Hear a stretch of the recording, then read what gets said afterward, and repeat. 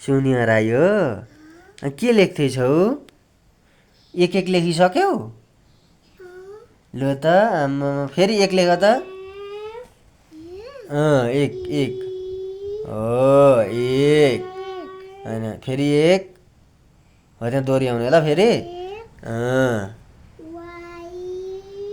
एक फेरि एक गुड। तिमी कतिमा पढ्छौ? एकमा हो। फेरि एक लेख लु।